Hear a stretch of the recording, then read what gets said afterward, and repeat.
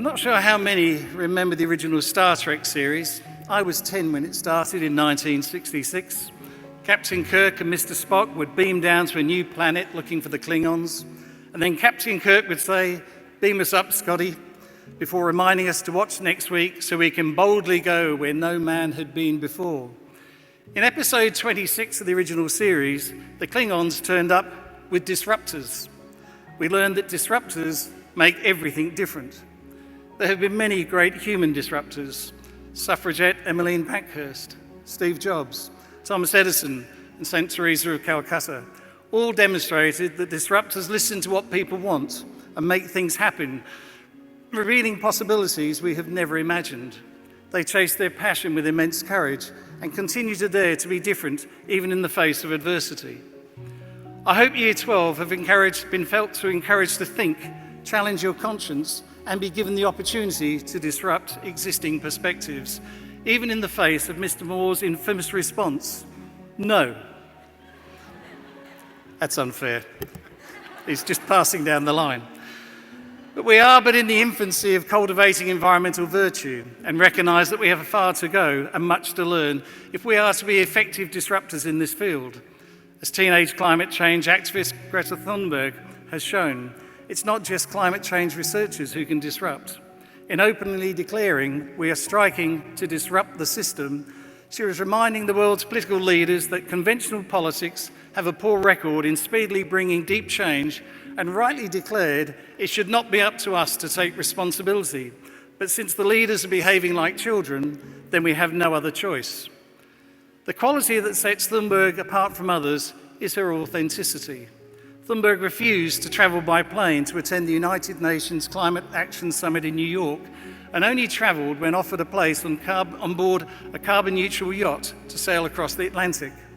The authenticity of Thunberg's actions served to remind us to preserve the term disruptor for those with authentic voices and actions that improve the lives of others and extend beyond self-interest. Year 12s, you have been authentic disruptors in addressing two key issues facing Australia. The first of these is the provision of education for Aboriginal children. I'd like to acknowledge the role that our community, especially the Wadeson and Carr families and Jane Cutler, have played in addressing this issue of education, one that we as a nation have neglected for too long.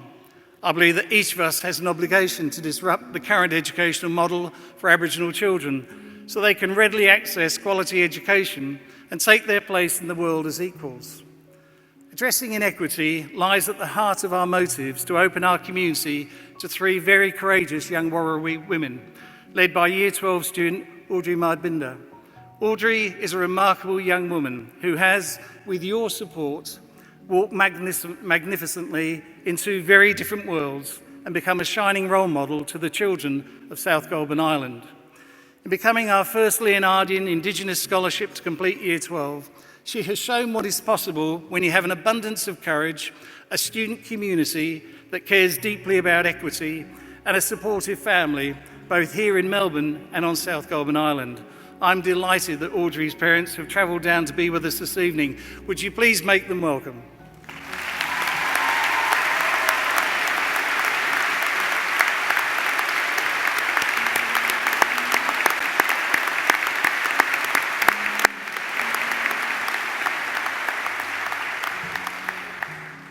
The education of Indigenous students was a key discussion point at the OECD conference I attended in Vancouver this year.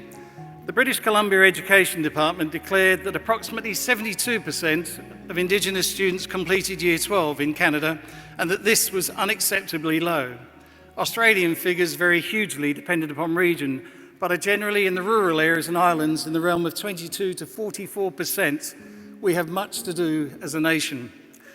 The second disruption in which you have been integral is the integration of students new to our shores and who've had to escape harsh realities in their native countries. I'd like to acknowledge the support and care from peers and teachers who have visited Noble Park Language School and those who've donated to our global scholarship program and supported three of our Year 12 cohort, and most especially the Emil family who funded the first of these scholarships. I understand the contributions made by Neelab, Mustafa and Michael that have strengthened our community through their engagement, were mentioned in speeches yesterday. Our global scholars have indeed been an inspiration, as have those international students who have so courageously joined St Leonard's College, some with families and some reliant upon homestays, but all positively seeking to create a richer and more diverse community, one that is more global in its outlook and more respectful of different cultures and responsibilities. I encourage everybody here to disrupt the current political discourse pertaining to educational provision to ensure every child, Australian child, has access to a quality education, one that will positively influence the narrative of their life story. In reference to life stories was evident in many of your emotional farewells, reflections yesterday. The earliest stories commenced in ELC 3, nearly 15 years ago, a time when some may recall that their greatest wish was to be a superhero, blessed with the power and ability to change the world. And Year 12, given how you addressed last Friday, I think some have yet to give up on that dream. But these thoughts of being superheroes form the early chapters of many of our life stories. And as psychologist Dan McAdams asserts, these stories help form our personality, how we predict, evaluate, respond to and control our lives. Those who update their story by telling themselves, I am resilient, I am compassionate, I will do well in my Year 12 exams, will more likely be successful. Year 12, I hope that works.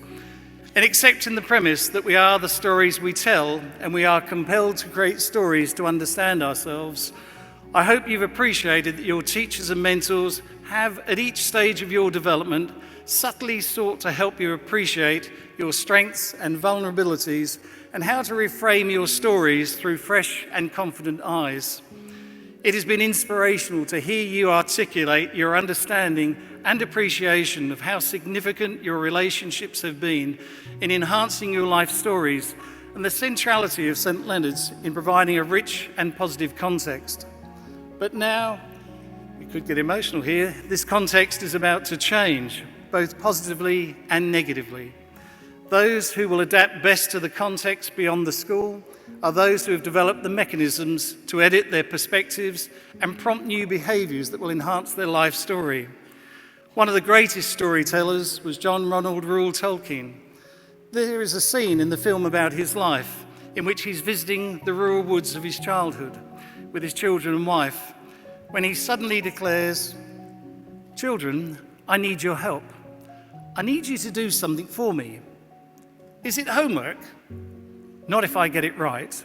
I want you to listen to a story." "What story? Is it a good story?" "I hope so." "Is it long?" "Extremely long." "Has it been started?" "Yes, I think it has." "What is it about?" "It's about journeys, adventures, magic, of course, treasure and love. It's about all kinds of things, really, I suppose. I suppose it's about quests, to a certain extent, the journeys we take to prove ourselves. It's about courage, fellowship. It's about fellowship, friendship, about mountains, journeys. As you know, Tolkien went on to write The Hobbit, a tale of adventure and personal growth. At the beginning of the tale, Bilbo is a conventional, unadventurous, comfort-loving hobbit. As the story progresses, he grows in courage, wisdom, and self-confidence, just as you have. Year 12, as the next chapter of your life commences and you embark on your next quest, one which I hope proves to be both magical and extremely long, I hope that you recall the fellowship, love, and friendships made through the importance of your time you've had together at St Leonard's, especially in the Learning Futures, to become a united year level. One I know that Doc, as you affectionately call him, as will all of us, miss immensely. I trust that you've developed sufficient courage and wisdom to journey safely through the metaphorical mountains. Fittingly, I will finish with a passage from Tolkien's The Return of the King. Well, here at last, dear friends, on the shores of the sea comes the end of our fellowship in Middle-earth. Go in peace. I will not say, do not weep, for not all tears are an evil. Class of 2019, thank you for your extraordinary gifts. Journey well, And in the years ahead, don't forget to return for reunions to celebrate the remarkable fellowship you have created. Thank you and travel well.